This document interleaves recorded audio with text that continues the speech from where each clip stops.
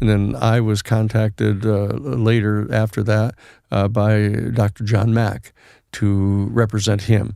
What year were you contacted by him? 1994. I was contacted in 94 by John Mack to represent him at Harvard because I'd graduated from the college and the law school and had gone to do my master's and PhD work at Harvard. And so he figured that, we'd kind of wave the school tie at them and get them to lay off him, So that's the next kind of major event that I was engaged in. And John and I had gone to see Lawrence Rockefeller, and Rockefeller had agreed to finance an entire grand rounds at Harvard to present all of the information and evidence to them. And so I was actually in the position of interviewing virtually everybody in the field on behalf of Dr. John Mack to prepare them as witnesses to be part of this grand rounds at Harvard in 1994. So you interviewed the people that were in his abduction book? The people that well, I met some of those people, yeah. But I also interviewed all the major researchers. I got to meet Stanton Friedman. I got to meet Bud Hopkins. I got to meet David Jacobs. I got to meet virtually everybody. I got to meet Stephen Greer. I got to meet Linda Moulton Howe. I got to meet all the folks that were researchers, and then I got to meet all kinds of the direct experiencers because I also became legal counsel for the Project for Extraordinary Experience Research. That's the peer group that John Mack put together in Cambridge. So I got to meet the people in that context. And so that's why Stephen Greer ended up asking me in 2001 to be legal counsel for the Disclosure Project. And I was legal counsel for the Disclosure Project for 20 years. So I got to meet a lot more people in vetting the witnesses that we were going to present at the National Press Club in 2001. Yeah. So going back to John Mack, when he first reached out to you, what was he wanted you to represent him for the stuff that Harvard was coming down on him for yes. for the research that he was doing? That's right. What did you guys end up doing when you first met with him, and how did you approach that case with him? Well, it was interesting. I actually got contacted initially by Ron Robertson. Ron Robertson is John Mack's best friend. He was his best man for him and Sally at their wedding and everything. And he was out in Santa Barbara, and I was teaching at the University of California at Santa Barbara. And Ron Robertson contacted me. He was the head of the art department at the Santa Barbara City College. And he had come to a number of my lectures on the Iran-Contra case and the Karen Silkwood case and 3 Mile Island case and other cases that we had done. And so he was kind of a follower of the Christic Institute at the time.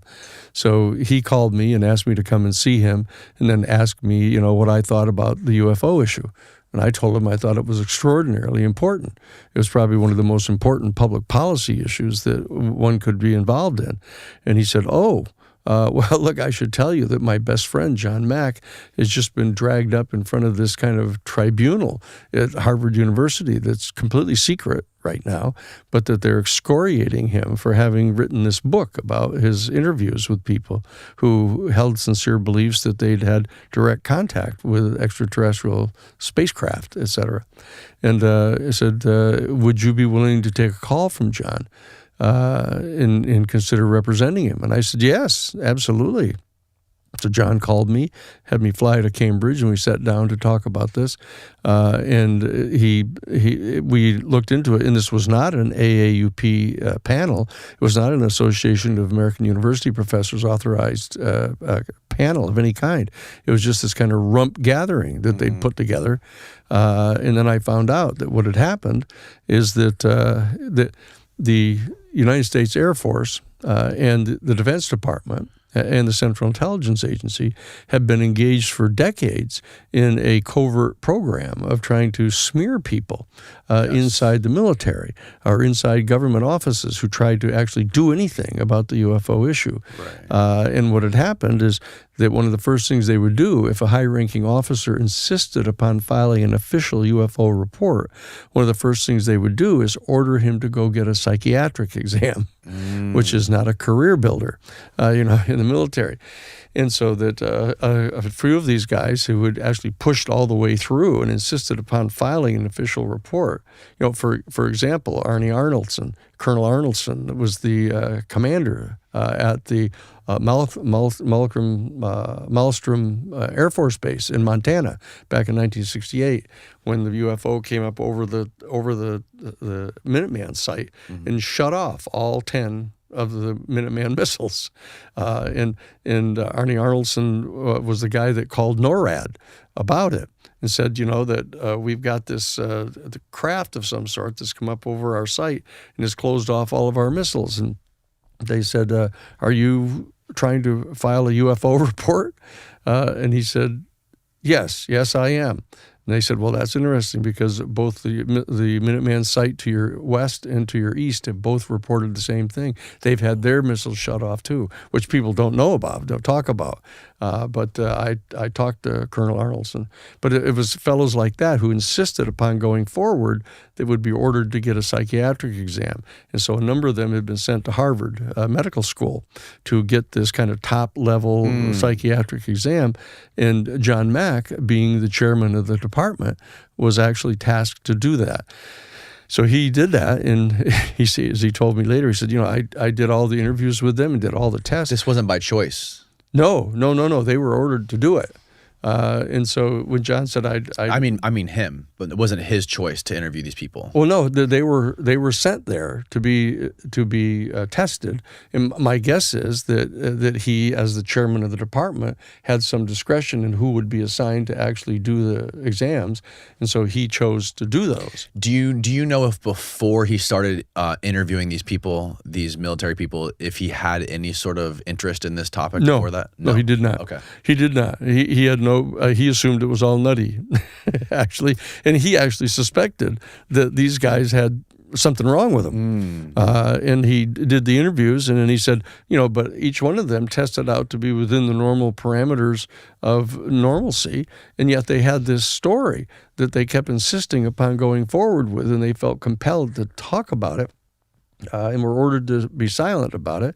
And so he actually called his mother. John, who was like, I don't know, probably 60 years old at that time, but he called his mother, who was like 90 years old, and tells her about this. And she said, oh, well, you should go see the Hopkins boy. They were the family friends. The Mack family were family friends with the Hopkins family. And she said the Hopkins boy has been interviewing a lot of people who believe that they've seen these UFOs or had direct contact with the pilots or the occupants. And so he ended up calling Bud Hopkins and getting to talk to Bud, and Bud sent some other people to him. Police officers and, teachers and lawyers and librarians, people who were in kind of positions in the community that it would not have been in their interest to make up something like that. And so he started interviewing them. And as he started interviewing them, he got so fascinated by the stories that he began actually conducting like an investigation. What he would do is he never hypnotized. John never hypnotized anybody. He didn't want to do that. He never did? No, he did not. What he does is he did a thing called holotropic breathing. Holotropic breathing was a method that was developed by Stanislav Grof to actually get people super relaxed, and they would do it's sort of like Hindu breathing through the different nose things, and they would get into a kind of an elevated state of consciousness and get very, very relaxed, and that was the key for them to remember things, that any kind of anxiety that they had that was blocking any of their memory.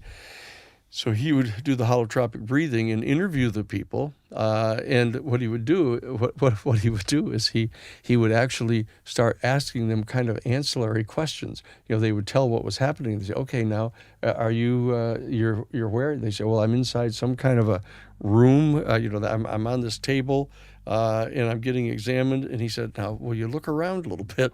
Tell us, what do you see?" And then he would have them describe like the equipment in the room. What type of equipment do you see? What does it look like? And he would get like details of some of the stuff that they were seeing. So that when he had another person who was in a similar situation, he would ask them things that nobody would have ever asked him about, but like particular little details about what was happening, and it started being correlating. And so he started to suspect that this was something that was extraordinarily strange because it seemed like it was real, what was happening to them. And so he wrote an article. He wrote an article for the New England Journal of Medicine. How many people had stories that were very similar and what kind of objects did they talk about seeing? They would talk about some of the instruments, for example, that were being used to examine them. He would ask them to describe in detail what the instruments looked like. Was there any kind of equipment in the room? What kind? Did you see any kind of navigation equipment in there? Any kind of computers? What did you see? And they would describe in some detail some of the stuff that they were seeing. I had a guy on here named Randall Nickerson. Yeah, Randy Nickerson. He explained to me something about some sort of like pole or stick. Yeah. It was a rod. A rod. There's a rod that a number of them reported having them. It was usually the tall grays, they call them, that had this rod, and that they would it seemed to actually give them control over people. Actually, it was it seemed to amp up kind of their telepathic capacities, which were quite considerable to begin with. But it was like that. So John ended up sending in this report that he did for an article for the New England Journal of Medicine, and after several days, it got sent back to him with a note saying they weren't going to publish this. Well, he was kind of taken aback by this. He's the chairman of the Department of Clinical Psychiatry at Harvard Medical School. This is a very professional piece. So he decided what he would do is he would beef it up. He would put in more footnotes and more details of the stuff to make it really full-scale professional. And then he sent it back to him. And within 2 days, the executive assistant for Arnold Relman, who was the editor-in-chief of the New England Journal of Medicine, sent his executive assistant back to Harvard to go into the office of John and hand it back to him and to tell him to note that it had not been opened. And they weren't going to open it, and they weren't going to even consider publishing it. And John got upset about it, and so John called a publisher. He'd won the Pulitzer Prize already, right, for writing Lawrence of Arabia, the T.E. Lawrence thing, the psychobiography. And so he contacted a publisher, and the publisher agreed to write it, to print it, and it was published. And then, within a couple days of it hitting the stands, the dean of the medical school came in and said, "John, I hear that you've published a new book." And he said, "Yes." He said, "Well, this is a very interesting topic. Why don't you come by, and let's talk about this. It's very interesting." And then he said, "Look, and as long as you and I are going to be talking about it, why don't we invite some of the other faculty people to come on over who might be interested in this?" So John was excited about this. John thought that was a cool idea. So he was going to. He went to where the assigned place was to go and meet the dean, and he comes into the room, and here's this tribunal sitting there. That there is not only the dean himself, but it turns out that Arnold Relman, the editor-in-chief of the New England Journal of Medicine, was chairing the committee. And then there was the legal counsel for Harvard University sitting there. And then there were 3 other professors, all of whom John thought were people who really didn't like him for some reason in the faculty. He had some experience with them, and they were all there, and they began to excoriate him. For besmirching the name of Harvard University, writing about this ridiculous thing, that it was clear that these people were mentally ill, and that if he had written an article, about this weird mental illness, then that would have been okay.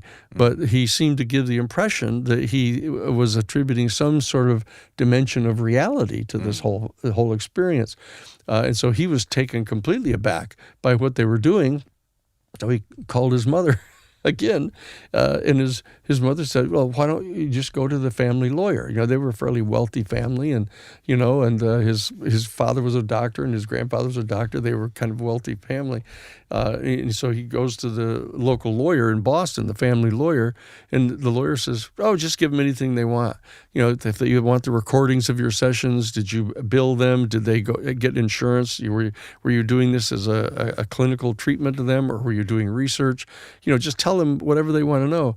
And he was kind of surprised. He said he wasn't expecting that kind of advice. And then he checked and found out that the law firm, Ropes and Gray, was the lawyer for Harvard University. Oh, no. And he felt betrayed by the whole thing. And so he called his best friend, Ron Robertson. Who called you? Who ended up calling me. Say, why don't we get Danny and see if he's interested in helping you on this? And John said, oh, no, he did like the Iran-Contra case and the big Silk. He's done all those other big cases. He probably wouldn't even be interested in this subject. That's why Ron Robertson called me, asked me to come to dinner and asked me, what do you think about this? And so that's how I got to be on the case. So I go with John to the next session of the tribunal, and we come in, we sit down, right? And there's Relman up there with all the dean of the medical school and the lawyer and all these guys. And so Relman just starts in trying to interrogate him. And so I said, well, excuse me. I said, excuse me here. I don't know. I didn't do the potted plant routine. that I'm not just a potted plant sitting here. I said, look, I don't know what the nature of this tribunal is. It's certainly not an AAUP convened tribunal. I said, but whatever the nature of it is, can you tell me? Are any of either one of the two following fact questions going to be at issue here? Number one, whether or not extraterrestrial life exists, and secondly, whether at least some of these sightings of the UFOs might actually be a vehicle from an extraterrestrial civilization. And Relman says, well, the two of them are absolutely going to be relevant. He said, and it's totally ridiculous to think that either one of those things could be true. That's what he says to me. 1994, Harvard University says it's completely ridiculous to think that there would be life anywhere else in the universe. I mean, that's where they were. So I said to him, well, in that case, in the spirit of cooperation, let's just tell me, who is it that called the dean? And there was this big dead silence over the room. And he looked around like this, and the lawyer for Harvard University looks at him and goes like that, shakes her head no. And he says, well, I'm sorry, we're not at liberty to discuss that. And I said, oh, okay. I said, well, look, in the spirit of cooperation here, you said they asked a bunch of questions and he wasn't really able to answer the questions. So, what were the questions? Another big, long pause. He looked at the lawyer shook her head no, and he said, I'm sorry, we're not at liberty to discuss that. So I said, all right, well then look, let me just tell you in the spirit of openness that John and I have just spent the weekend with Lawrence Rockefeller, and he's agreed to finance a complete grand rounds here on this subject at Harvard University. That we'll bring in the chief investigator for the Federal Aviation Agency, we'll bring in military personnel, we'll bring in police officers and things that have filed these reports. And the lawyer for Harvard University just leaped to her feet and she said, absolutely not. She said, we're not going to allow this procedure to be turned into some kind of a circus, she said. And so I said, we've made the offer. We're perfectly willing to answer your questions and stuff, but we're going to present the witnesses to support these two fact questions that you think are at issue here. And so if, we're ready to proceed. And they said, no, we're not going to do any of that. So I said to John, that's it, John. We're out of here. This is not an official tribunal of any kind. You don't have to be here. So I reached down and kind of helped pick him up out of the chair and walked out on him, And so I went around doing all the interviews of all of these people that we could present. We just kept going straight forward saying, I kept saying, this is a great opportunity, to present to Harvard University what the evidence is and the information is that we have. So I had to have a local counsel because I was admitted in the Southern District of New York and in Washington, D.C., but I wasn't admitted in Massachusetts. So I went to Dershowitz, Al Dershowitz, who was one of my professors at Harvard, and said, because I had the course with him on psychiatry and the law, he and Stone, Professor Alan Stone. So I'd taken a year course in that at Harvard. So I went to see him and I said, who should we have to be just local counsel for me here? So he recommended Harvey Silverglate.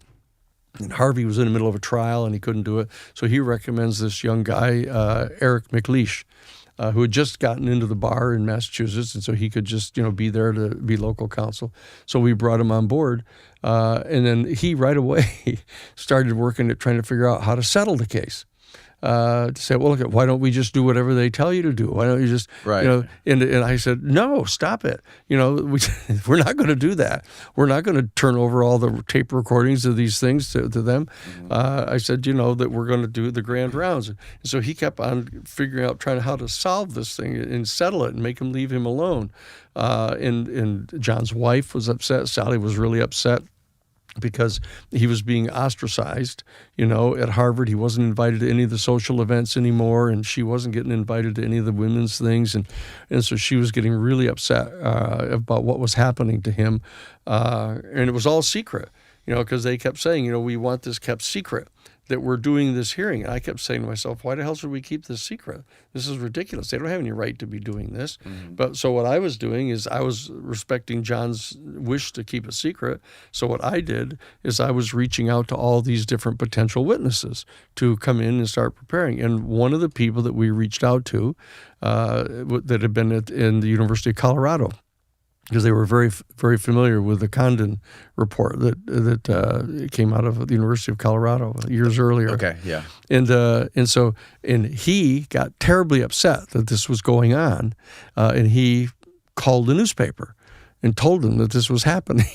Condon? No. It was this other guy. It was a professor there that just knew all about the Condon report. I understand. And so I was going to have him testify all about it, and so he told somebody about it, and so they threw a big fit. The committee threw a big fit over the fact that it had been made public, and so that this fellow Eric McLeish kept getting in there trying to get it settled, and it turns out this Eric McLeish is later on after they stopped and left John alone. I was the one that initiated the first litigation against the Catholic Church for the pedophile priests in Boston, and I got a hold of Eric McLeish to do the case for us, right? Pull that mic back. And he ended up settling all these cases. He was the guy in Spotlight, the movie Spotlight that Mark Ruffalo was in, where they told all about the Boston Globe in the investigation they conducted about all the priests, and they discovered that this guy Eric McLeish was the guy settling all the cases for the Catholic Church and getting a huge portion of the settlement that was given to the people, but making them sign statements that they would keep completely secret any of the accusation they made against the church, which totally pissed me off, So was he working as a double agent with the church? Yeah, he was. That's what he was doing. God. Yeah, he was settling all the cases, and he was basically engaging in covering for the church, but getting money for all the people that had filed complaints against these pedophile priests. But he was getting a share of the money. And so I was really mortified by that. But it started with him, successfully settling the case for John Mack and making them leave John alone. But it stifled our ability to bring all the witnesses on. It's a little known fact about a well-known subject. But the bottom line is that's how I ended up, after they apologized to John and left him alone. He had me become legal counsel for his project on extraordinary experience research, the peer group that he had there in Cambridge. And John and I started working on trying to set up what we were calling the New Paradigm Institute, that was going to be examining the worldviews clash that occurred, that this is an entirely different worldview that Harvard University has. It's the scientific, logical, positivist, materialist worldview, and that the assertion that it was completely impossible to believe that any spacecraft could actually come from a distant star system and come to our planet just couldn't be true. Because, they can't go faster than the speed of light, and therefore they can't get there. What did John think about all of this? Did he really think that this was like spacecrafts coming from another star system, or did he think this was something like inside the human mind? No, it wasn't inside the human mind. What he started thinking about was that he thought it was quite clear that there was evidence that some of these events involved a spacecraft from some other planetary system. For example, the Betty and Barney Hill case. Betty Hill actually got one of the people on the craft that she believed that they'd been abducted and brought onto to show her a map. You probably have heard about that. Showed him the star map, right? And she did get hypnotized by a guy in Boston, a professional hypnotist, and she redrew the star map that was shown to him, and nobody could figure out where it was. And it turns out that it wasn't later until they had the computers that could do it that they reversed the star chart to figure out the perspective from which the star map was drawn that came from their planet, which turned out to be Zeta Reticuli. And when that happened, that was kind of a further confirmation because there wasn't any way she could have drawn something like that. She didn't know anything about stuff like that, right? And so John said, okay, now there's some solid evidence that at least some of this is coming from an extraterrestrial civilization somewhere. But he thought that there was other stuff going on as well, that it wasn't that this was a delusion on their part, but that in fact there was something going on that had to do with what is normally considered to be religion, in apparitions of that saints see and the apparitions of Mary, that these kind of things that are happening and so he started exploring it and going to interview indigenous people around the world who believe that they have direct encounters with star people. In the Lakota tribe, for example, the Lakota people believe that they come from the Pleiades originally, and that they came down from the Pleiades in this light chamber, came down into the Black Hills, into the wind caves, and came up through the wind caves. It's a very specific tradition that they believe. Yeah. And there are other indigenous tribes. So John started interviewing people and put together this thing called the Project on Extraordinary Experience Research. Just one of the extraordinary experiences was these encounters with what they experienced as being an extraterrestrial being, in a spacecraft. But there were other experiences that people had that made it appear that it was like interdimensional, that they thought that these beings were coming from some other dimension. In fact, John got called by Bob Bigelow out from the Skinwalker Ranch. Right. This is back in 1995 or so, right? And he got a call from Bigelow, and Bigelow asked John to come fly out and see him right away and bring your lawyer who helped you there at Harvard. So we flew out to see Bigelow, and when we arrived, even like a day later, after this event had taken place, we arrived and met with him, and he didn't want to talk about it anymore. He decided, I don't want to talk about it. Colum Kelleher was there. And Colum took me aside and stepped into the room next door and told me all about what had happened there at the ranch. And it had to do with this kind of portal that was like at the ranch. And that this portal had opened and one of their people had seen this person, a big, tall, 7-foot tall being, that had big kind of shaggy hair. It looked almost like a Yeti kind of character. And Colum told me all about it. And so I went back out and was talking to Bigelow to see whether he wanted to do it, because what happened is Bigelow brought in a scientific team right away to try to see what it is that was going on here, to measure what was. And these two helicopters flew in. And landed and ordered the scientific team to get away. And they couldn't come to where this event took place. And the scientists kept saying, no, we're here from Mr. Bigelow. He owns this place. guys, and they said they don't care. Get the hell out of here. They were American guys. Black helicopters? They were unmarked helicopters, but they were just regular jumpsuits, all black jumpsuits, no insignia on them, no names on them and anything. But they were American guys talking. He knew that they could recognize they were American military guys, And when the scientists kept trying to insist upon going in and setting up their equipment, they began to get beaten up by these guys and breaking their equipment and broke their cameras and scared the crap out of them. On Skinwalker Ranch? Yes, yeah, and I was right there, like within 2 days of when this happened, of them beating up the scientists and stuff, and so that originally he was so upset that Bigelow wanted to sue them and wanted John to bring his lawyer out to do something about this, but by the time we got there, just a couple of days later, he just was not going to do anything at all. And as I say, it was Colin Colliher told me all about the details of what it is that had just happened. Who do you guys suspect these people were? I don't get paid to guess.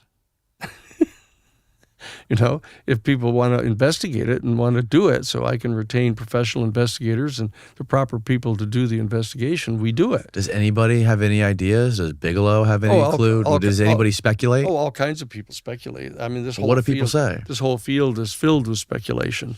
These private contractors, are they? It's that I'm assuming that I'll be in position, since we've set up the new institute, the new Paradigm Institute, that will be funded to investigate things like this and do it professionally, full scale, with psychological stress evaluators and professional investigators that are licensed gun toters. What do you think about the story? I don't know if I'm sure you've heard of it, but Annie Jacobson talks about it in her book Area 51. She has a major source who was an EG&G engineer. Mm-hmm. And, I know EG&G. Yeah, he told her, he was like towards the very end of his life when he was giving her information for her book, but he said that the Roswell crash was a drone piloted by Stalin, containing a humanoid. There was a Nazi guy that Stalin got. That was like I always forget his name, but he was like a surgery guy. He was in charge of like doing all this crazy like surgical experiments, manipulating people. And he did this surgical manipulation on like kids with Down syndrome and made them look like aliens and crashed them in there to sow panic and chaos in the U.S. What do I think about that? And then, hold on. Yeah. And then she went back towards the end of her research years later, and she goes,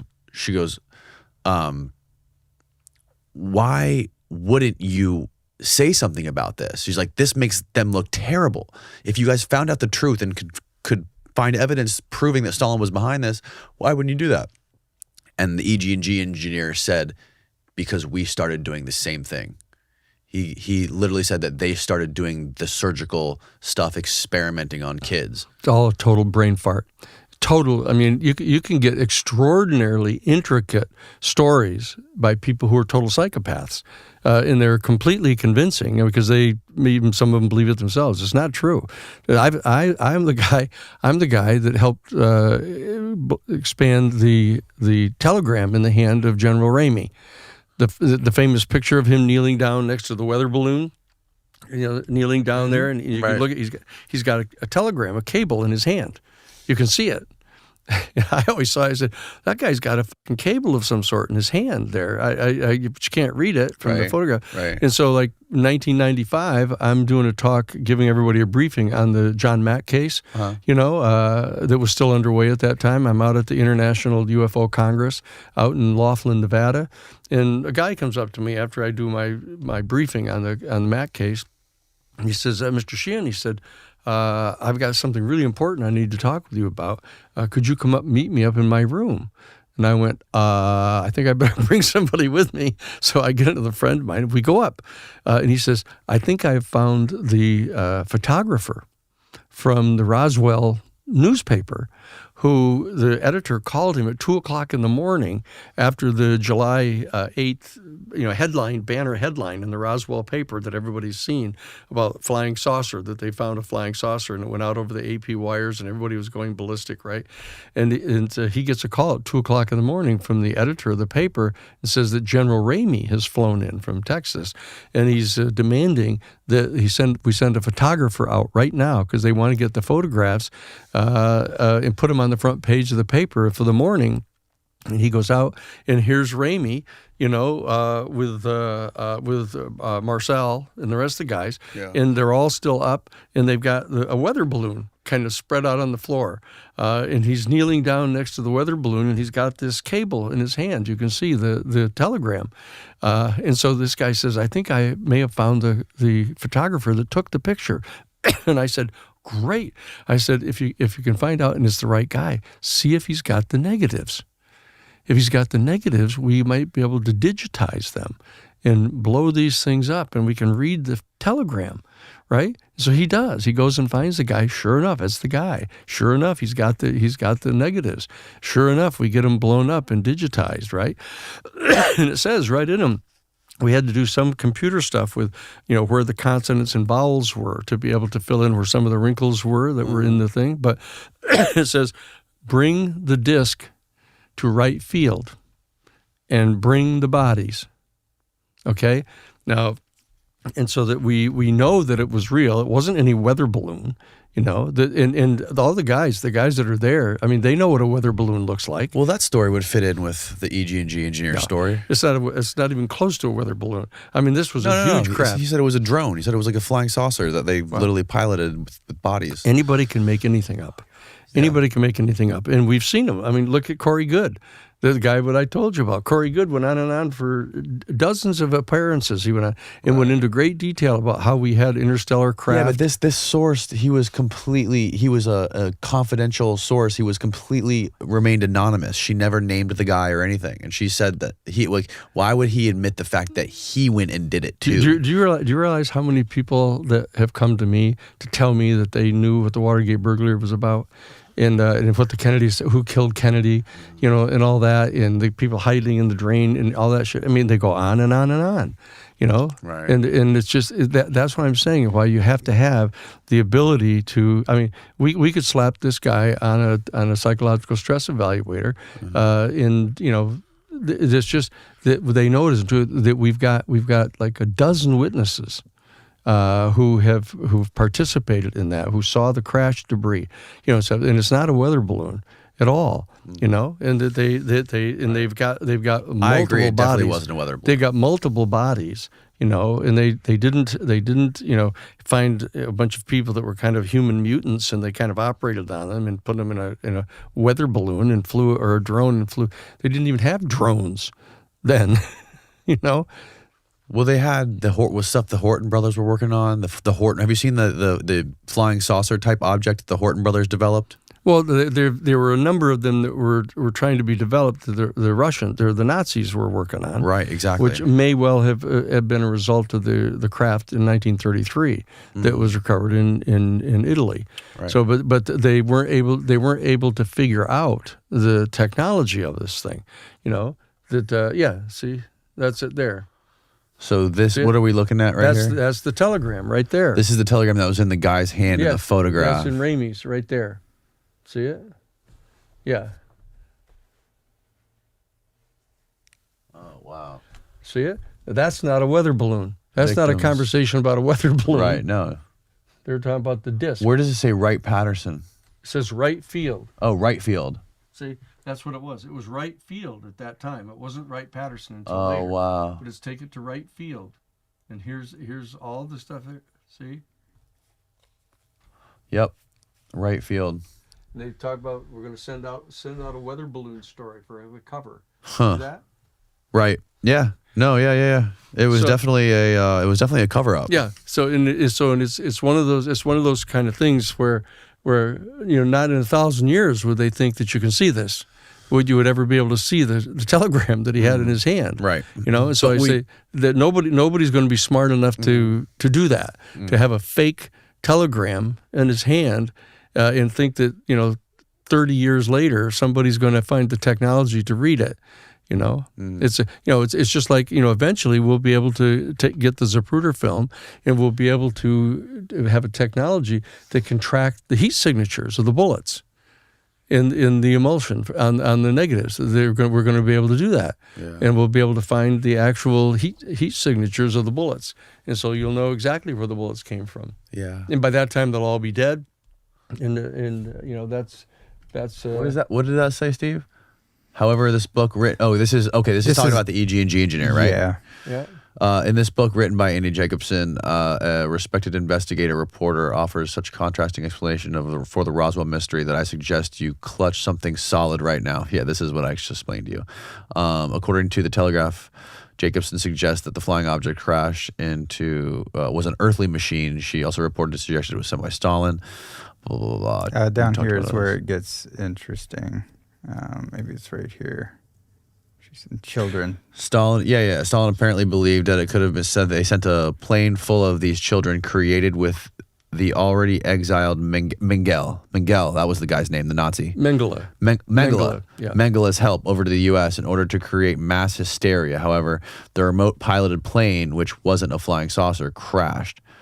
But yeah, so the Horton brothers and a bunch of these guys that were working with the Nazis, they had all kinds of crazy sci-fi looking shit they were working on that looked like flying saucers. I mean, what I'm saying is that we've got 40, above top secret witnesses testifying to the recovery of the UFOs, and that these are not craft made by the Soviets or. So it goes back to my original question: is if we have 40 of these people, do you really think we're going to get these people to let the cat out of the bag? They've already given it. They've already given sworn testimony to the Senate Intelligence Committee under oath. I'm talking about the private contractors, Battelle. I'm talking about these companies. Well, once we get subpoena power to go after them, and I can tell you, people all the time don't want to talk. They have in any case you're going to do are going to lie, are going to cheat and hide the stuff. They're going to do all that. You have to have professionals that know how to get that stuff. And as long as the Congress has made the decision that they're going to get it, they'll get it. Can you break it down for people listening what the Pentagon Papers were and how that led into the Watergate burglary and how you got involved in it? So we went ahead and did the Pentagon Papers case for the New York Times and won the case in the United States Supreme Court and got to publish all 47 volumes. But what happened is I got to read. I was one of the few human beings on the planet that actually read all 47 volumes of this, because we were trying to determine what we were going to publish and what we weren't. We're vetting what we're going to publish. Why wouldn't you just publish all of it? Well, because you didn't want to reveal names of people, for example, the thing that Snowden got in all the trouble for, right? Right. So the bottom line is I was doing all that, and Bailey had already contacted me earlier before I went to the Cahill firm, wanting me to join his firm. But all he wanted me to do is write legal briefs on behalf of constitutional rights to protect fucking criminals. Did Bailey have anything to do with the Pentagon Papers? No. I would imagine that he would not want that shit published. No, he did not. He did not have anything to do with it. But he knew that I was doing all that stuff, and he had asked me first to come to his firm. You're the good guy to recruit. And so the bottom line is, when he got retained by McCord to defend McCord in June of 1972, June 17th, when the burglary took place, Bailey gets retained because he was on Index 4, along with William Bennett Williams and two other attorneys, that he was on Index 4. Why do they call it Index 4? It was just a code name they had for the list. CIA code name? Yeah, it's a CIA code name. There were 4 lawyers that were on retainer by the CIA, so that if they got caught engaged in domestic covert operations, which is illegal, that they would call these lawyers, right? And so Bailey was one of them. And so Bailey called me and asked me if I would come out of the Cahill firm and come to his firm to be on the case. So when we got there, I realized that these 3 of these Cubano guys from our interviews with McCord, that they were Trafficante guys. And so I was kind of saying, look, I'm responsible for trying to monitor the hearings that are becoming up, the Watergate hearings. Who was Traficante? Santos Traficante was the Don of the Mafia in Havana. And in January of 59, when Batista was overthrown by Fidel Castro and Che Guevara, et cetera, that Traficante fled and came to Tampa, actually. Came to Tampa and was here. Say. Yeah, oh yeah. And that was Santos Traficante, the mob boss, for all of Havana, which was a key area because it had the gambling casinos, it had the houses of prostitution, et cetera.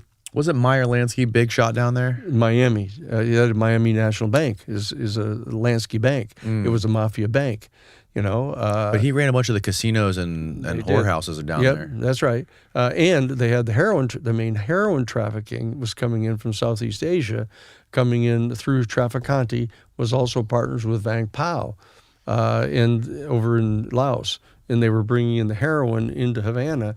And the three-person partnership was Batista, Santos Traficante, and this guy, Paul Helliwell, for the CIA, are the ones that handled all the heroin coming in through Havana. From Laos? From Laos. Wow. That's right. Through Vang Pao. Yeah.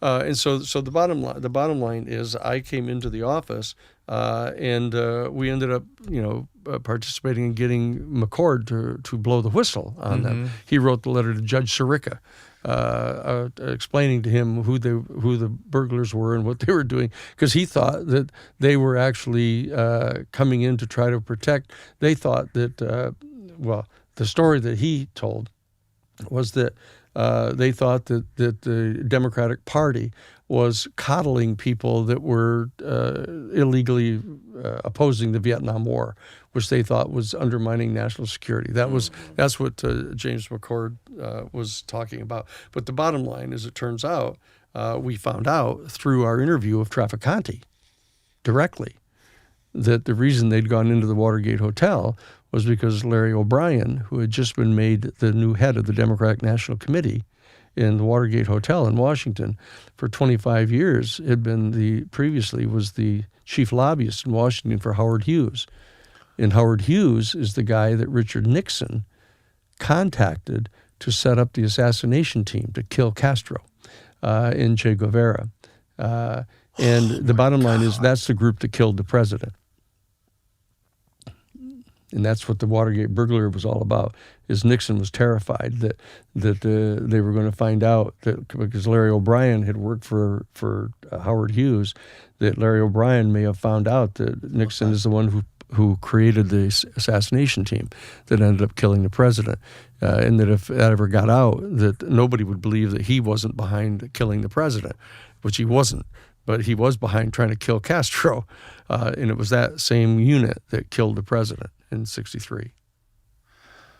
All right, we're gonna have to rewind a little bit, and we're gonna have that's to go off the UFO subject. We're gonna have to go a little slower over this for a second. Oh yeah. So the guys, you interviewed Traficante, and found out that the Cuban guys were going into the hotel to find. They were hired by who?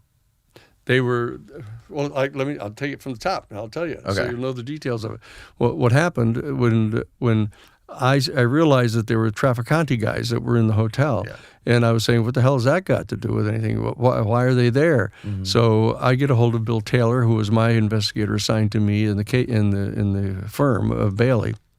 And Bailey gets a hold of Bad Andy Tooney, who was the chief investigator for Moriarty and Associates, which is Bailey's investigation firm. Right, and he interviews Traficante at Hank's house, Henry Gonzalez, at his house here in Tampa. He sets up an interview and interviews him at length, and he explains what's happened here. What happened is back in late May, actually, of 1960. This is the 1960 presidential campaign, and Richard Nixon is the vice president under Eisenhower. Right? And he is campaigning to get the Republican Party nomination in 1960. And in late May of 1960, Nelson Rockefeller withdraws from the campaign in Michigan. And therefore, Nixon knew he was going to win the nomination because Nelson Rockefeller was out of the competition, and Nixon was going to be the nominee. And they were certain they were going to win because there was this kid, Kennedy, that was going to be the nominee for the Democrats. So they were all convinced that he was going to win. What Richard Nixon did, he was the head of the 5412 Committee, which is the subcommittee of the National Security Council that does covert operations under Section 5412 of the National Security Act of 1947 that authorizes the CIA to engage in activities from time to time at the request of the president to protect national security. And so Nixon chaired the 5412 Committee of the National Security Council. So he knew that Howard Hughes was a secret consultant to the National Security Council. He was running special operations. He, for example, had designed and created the Glomar Explorer, which was the special ship that was able to pick up submarines off the bottom of the ocean if a Russian machine. Right. He also did the C-5A cargo plane out of the Summa Corporation, and he was also doing other stuff for the National Security Council, 5412 Committee. We're talking about Howard Hughes, the guy that Leonardo DiCaprio plays in Aviator, right? This is Howard Hughes, and he's living in Las Vegas, at the one of the major mob hotels, and he's living in the penthouse suites up there, right? Right. And so the bottom line is Richard Nixon contacts him as soon as Richard Nixon knew that Nelson Rockefeller had withdrawn and he was going to be the nominee, and he contacted Howard Hughes and on the secret phone for the 5412 Committee, talked with him by phone and asked him to set up an assassination team to kill Fidel Castro, Raul Castro, and 5 of the comandantes that they wanted assassinated. And he said, but you got to keep it completely away from the White House, so that. But if you could get that done, that I would deeply appreciate that when I become president, right? But if Howard Hughes, why would Howard Hughes set up an assassination team? Well, when you know the nature of what some of the things were that Howard Hughes was doing with the 5412 Committee, it was the deepest, darkest, most secret stuff that they were doing, and he was part of it. It wouldn't help for me to go into what that one was, but there was an extremely, extremely super sensitive program that Howard Hughes was working on with them, in addition to the Glomar Explorer and the C-5A and all that. Mm-hmm.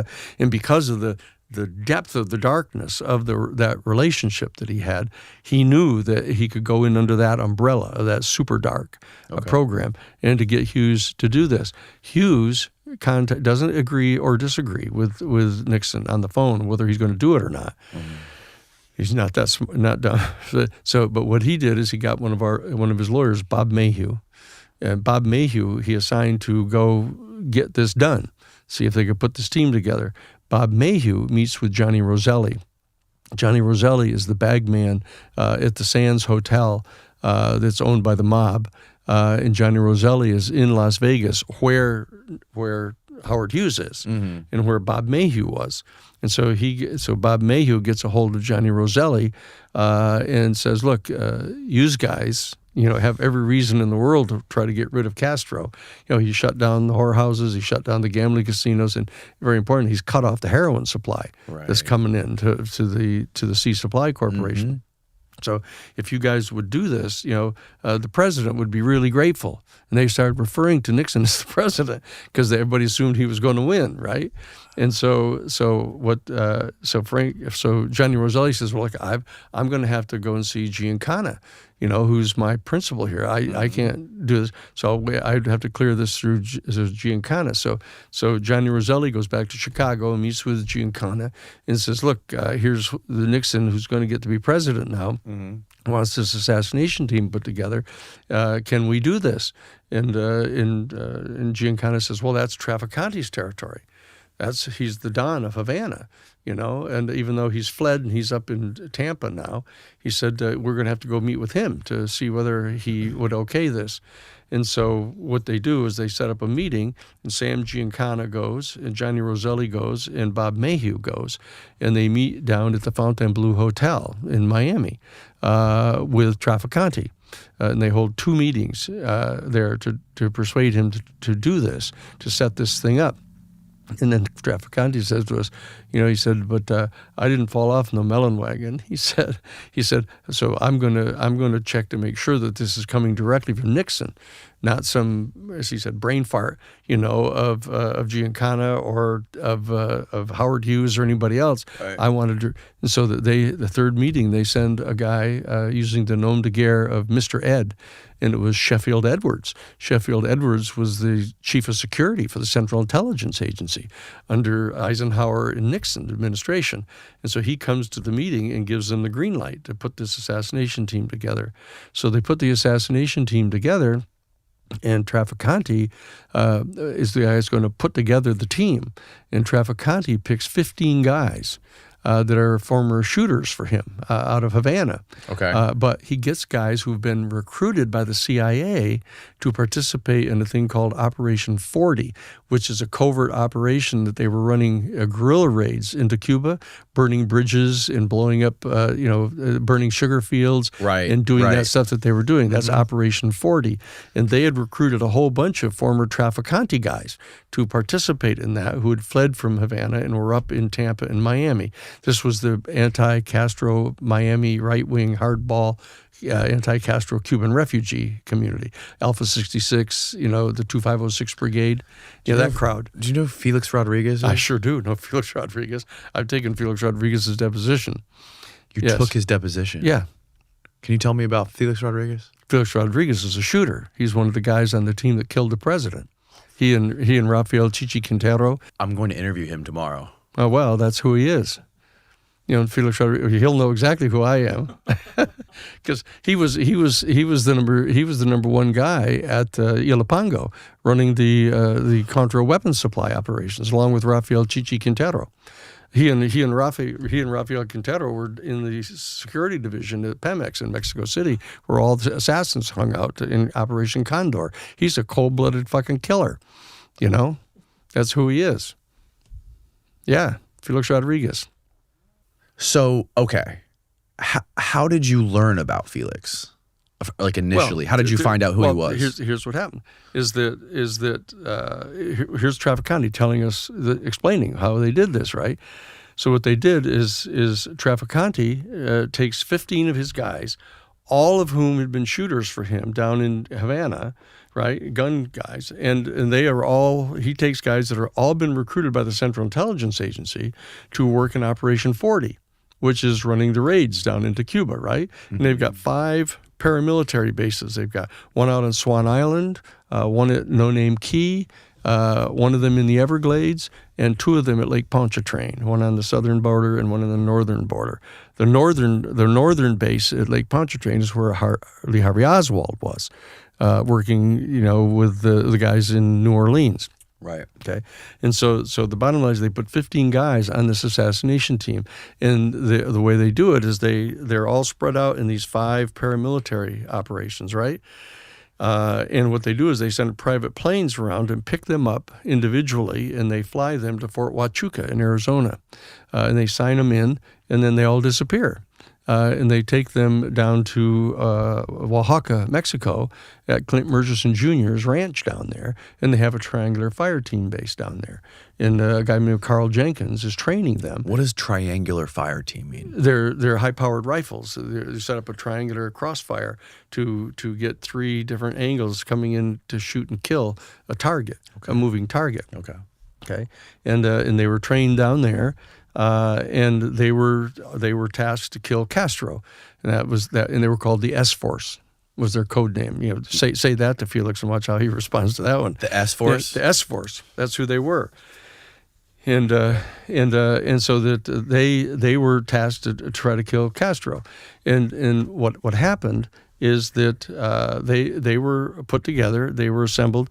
He picked the guys who were also in Operation 40 working with the CIA, so that if any of them got caught, the agency would have to move in to protect them, because people would think they're the ones that did it. But they weren't. But they did. I mean, it was Nixon that was asking to have it set up, but it was set up by Howard Hughes, and then Trafficante set it up.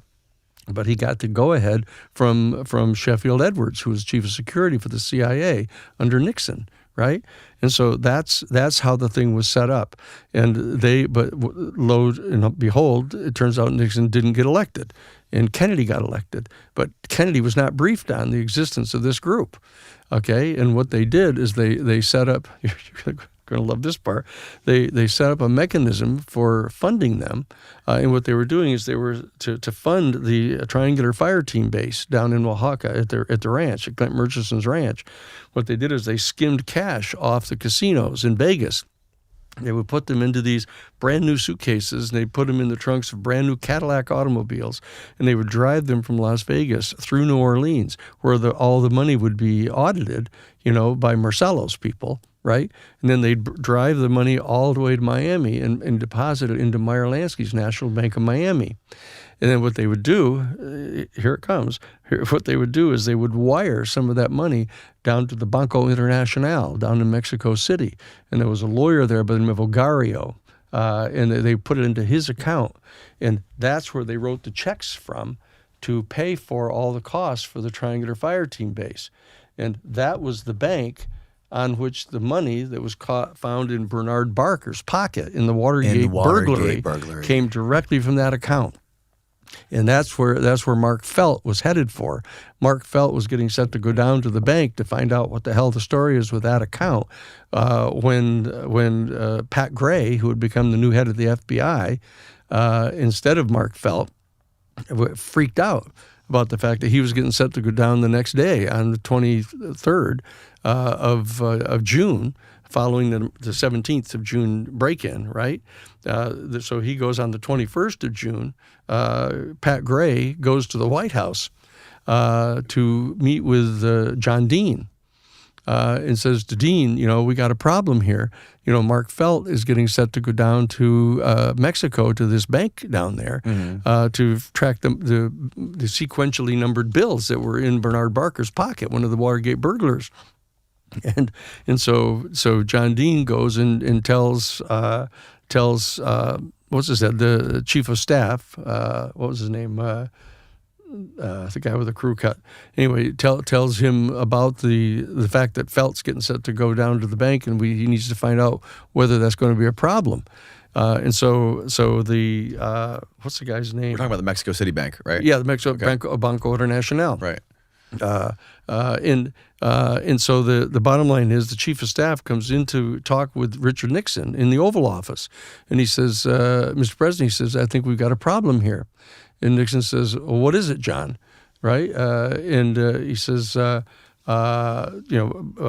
Pat Gray has just come in, has talked with John Dean, and said that this guy Mark Felt is getting set to go down to this bank down in Mexico City to track this money that was in Bernard Barker's pocket. He says, and he wants to know if that's going to cause any trouble.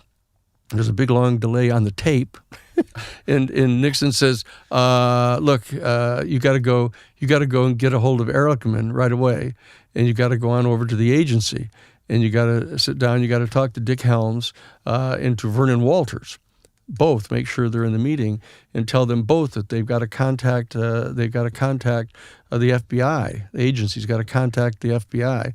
Dick Helms is the head of the right. You got to contact the FBI and tell them to get the hell out of that part of the investigation."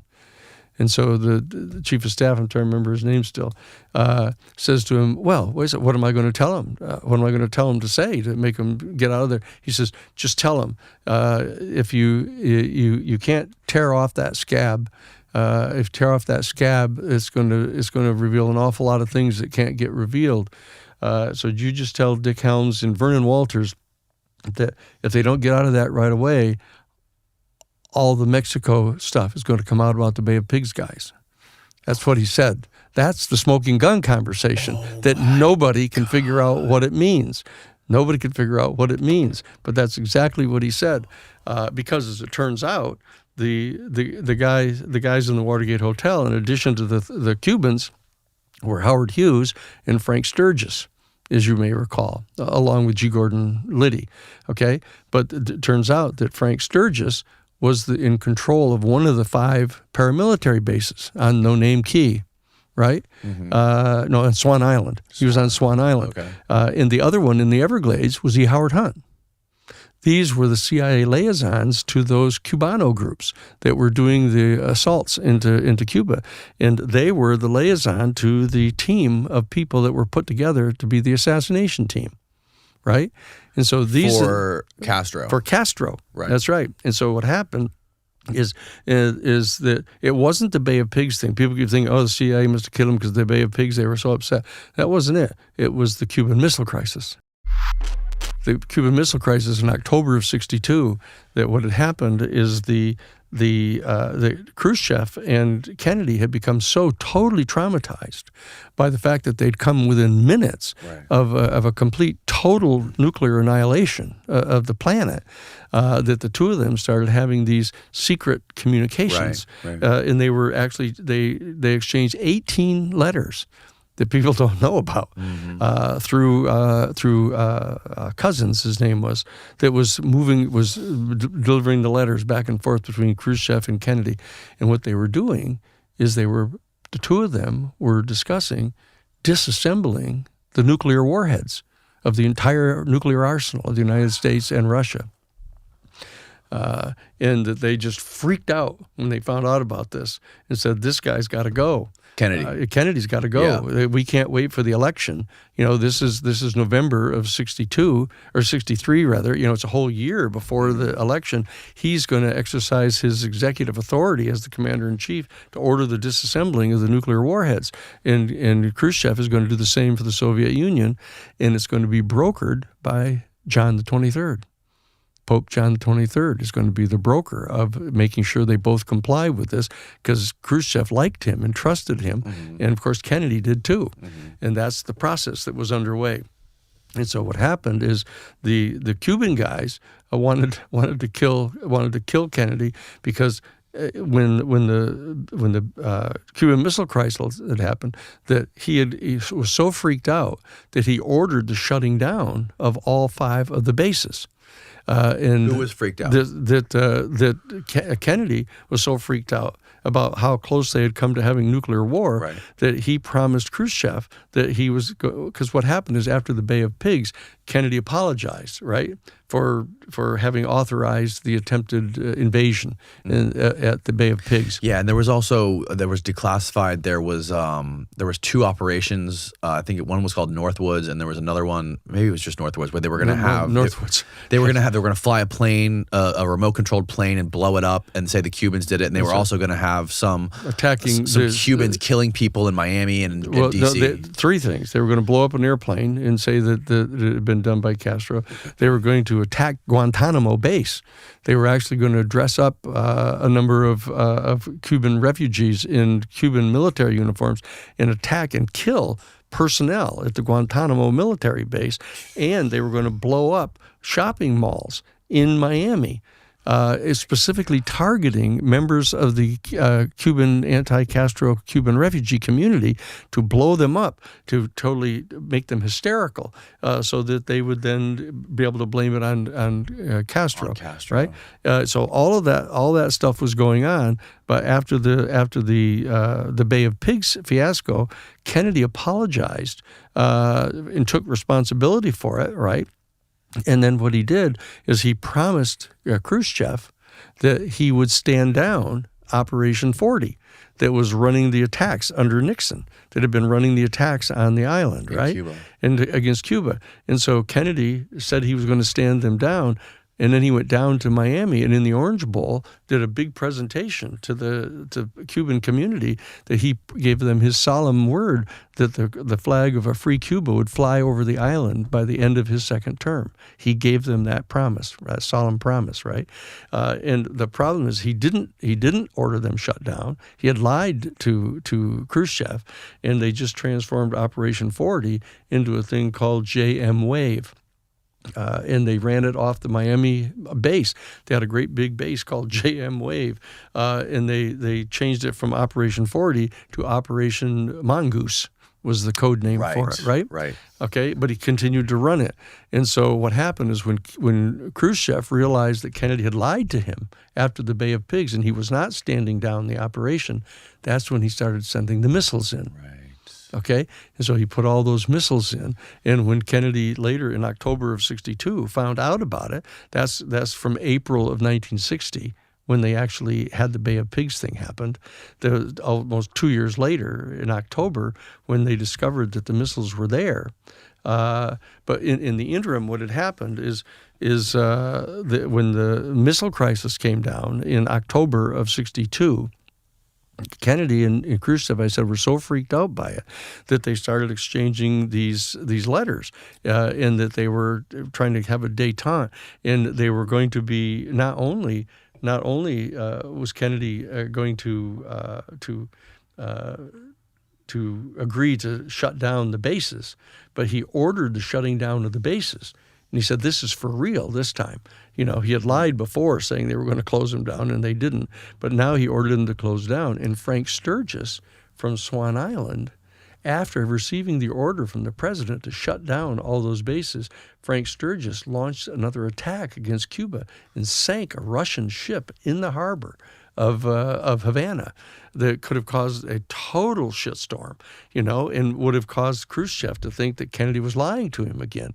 So Bobby and John sent in 6 helicopter gunships filled with U.S. Marshals and burnt out Swan Island, the base, and arrested the people there, including Frank Sturgis and the guys. And they arrested them and charged them with the violation of the Neutrality Act.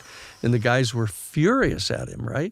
And then he released them after 3 days, saying that's a shot across the bow, knock it off, right? Mm-hmm. But then E. Howard Hunt over in the Everglades started planning a second attack against Cuba in complete defiance of the orders of the president to shut down those bases and cease and desist from that program. And Howard Hughes was getting set to do it again, and Kennedy and Bobby and John sent in the helicopter gunships and burnt out the base in the Everglades and arrested them all and charged them. And these guys were dedicated; they were going to kill his asshole, right? And that was all in October, November, December of 1962. All that happened, right? And when Kennedy was then mounted, he was exchanging these letters with Khrushchev, right? These 18 letters with Norman Cousins, delivering the letters back and forth, and they were planning to do this thing. And one of the things that Kennedy was going to do as a show of good faith is on June 5th of 1963, same day that Walter Sullivan ended up reporting to Bobby that there was an assassination team that had been fielded to kill Castro, which they didn't even know about. It's all total bullshit, people trying to lie and say that the Kennedys put together the assassination team to kill Castro. Totally untrue. It was Richard Nixon, and we've got it directly from Santos Trafficante that gave us all the details of how it was done and when it was done and who was in it and everything, right? And so what Kennedy did is on June 5th of 1963, Walter Sullivan tells Bobby Kennedy about the assassination team, and Kennedy orders them to stand that operation down. And what they do is, in defiance of the order, they put together one last attempt to go into the island of Cuba and assassinate Castro. That took place between June 13th and 19th of 1963. You know, and it was guys from the assassination team, guys from the S-Force, and they were under the leadership. We know exactly who ran them all. One of my investigators was on the boat with them.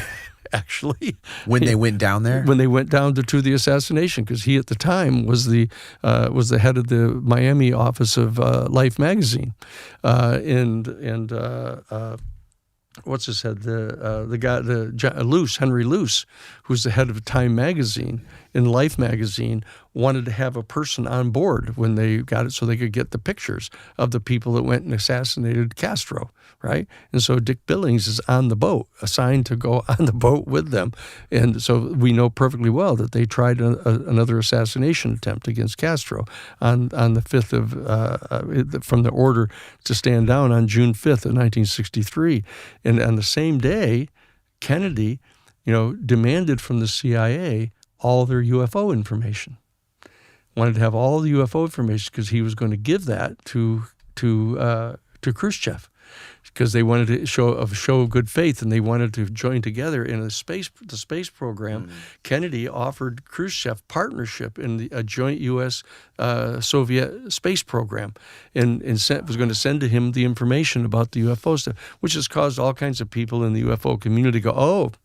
That's why they killed him. The reason they killed him is because he was going to give up the UFO. That wasn't it. You know John Newman? Yes, I know John. He was just in here a couple days ago. Yeah. He is, he's got he's written like 7 or 8 books. He's written the books. Yeah. He's written all the books on JFK. Sure and he's read all the documents, all the classified documents. I know he does. He hates when people talk about Dealey Plaza. He's like, it's the Dealey Plaza water cooler. It's all a distraction from what really happened.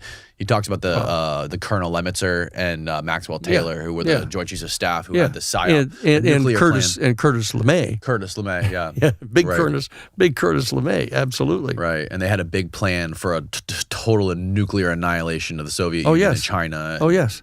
Oh, absolutely. And all this stuff. Oh, absolutely. No, that whole operation was going down, and they were almost completely out from under control of Kennedy, you know? And so the bottom line is that what happened is that when they learned of the exchange of these letters and what Kennedy was getting ready to do, the team was all ready to want to kill him. In fact, on the boat, on the Flying Tiger, which was William D. Pauley, big honcho, owned the big sugar mills down in Cuba and owned the private bus transportation lines in Cuba.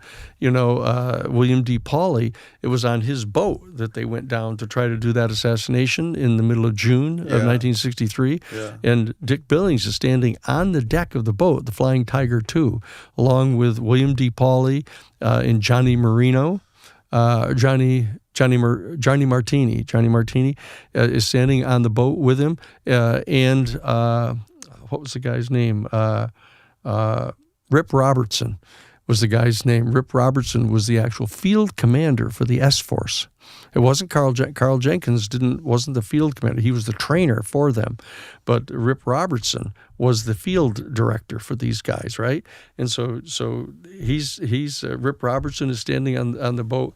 William D. Pauley is standing there, and Johnny Martino, his name was, and Dick Billings are all standing there.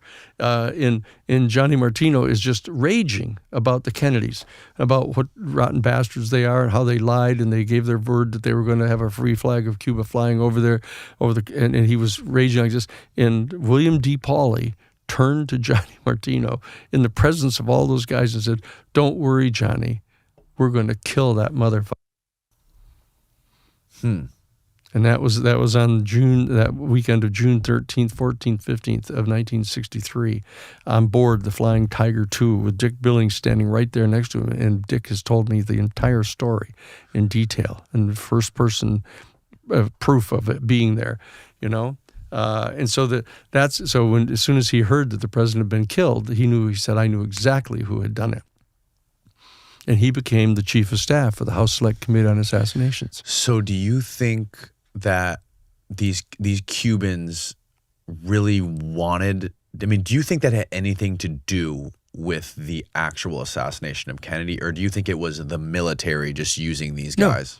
No, I mean, they're the ones that did it. I mean, they're the ones that pulled the trigger. But it was Allen Dulles. Right. It was Allen Dulles. Not because he was disgruntled because he'd been fired as the head of the CIA. The reason he was the head of the CIA is because he was general counsel for Brown Brothers Harriman. Brown Brothers Harriman is the key to this thing.